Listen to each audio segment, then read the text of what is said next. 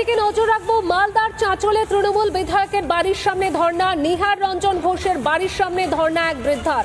সমস্ত সরকারি সুযোগ সুবিধা থেকে বঞ্চিত।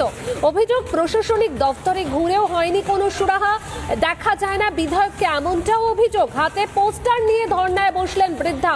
মালদার চাঁচলে তৃণমূল বিধায়ক নিহার রঞ্জন ঘোষের বাড়ির সামনে ধর্ণায় এক বৃদ্ধা। তার অভিযোগ, তিনি সমস্ত সরকারি সুযোগ সুবিধা থেকে বঞ্চিত, প্রশাসনিক দপ্তরে ঘুরেও কোনো সুরাহা হয়নি, তাই এই পদক্ষেপ।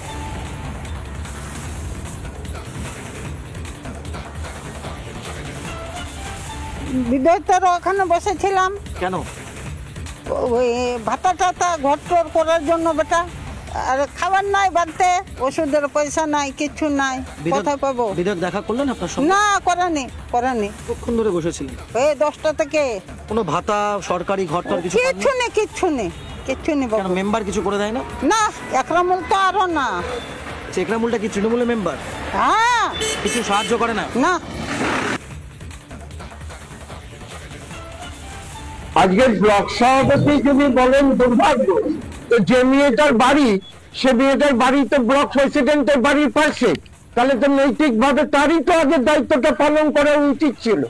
সেখানে ব্লক প্রেসিডেন্ট রয়েছেন, গ্রাম পঞ্চায়েত রয়েছে, পঞ্চায়েত সমিতি রয়েছেন, তাদেরকে বাদ দিয়ে তাদের হাত দিয়ে কেন কাজটা হয়নি, কেন আমার কাছে আসতে হলো? এটা আমাদের দুর্ভাগ্য। এবং যারা এই দায়িত্বে ছিলেন তারা সঠিকভাবে দায়িত্বটা পালন করেনি বলেই কিন্তু আজকে আমাকে এই ব্যাপারে হস্তক্ষেপ করতে হয়েছে। আসলে বার্ধক্য দেওয়া ভাতা বা বিভিন্ন যে সরকারি প্রকল্পের সুবিধাগুলো, সেগুলো বিধায়ক যেমন পারে, জেলা পরিষদের মেম্বার পারে, পঞ্চায়েত সমিতির মেম্বাররা পারে, গ্রাম পঞ্চায়েতও পারে, প্রধান পারে, কিন্তু বিষয়টি এইটা না। বিষয়টি হচ্ছে চাঁচলে মালদা জেলার যে ব্যাপক গোষ্ঠীদ্বন্দ্ব, ভয়ঙ্কর গোষ্ঠীদ্বন্দ্ব তৃণমূলের, সেটা চাঁচলে এখন আরো বেশি করে দেখা গেছে। এখানে একটা পারস্পরিক উস্কানিমূলক রাজনীতি হচ্ছে, এটার ব্যাপারে আমরা মাথা ঘামাতে চাই না।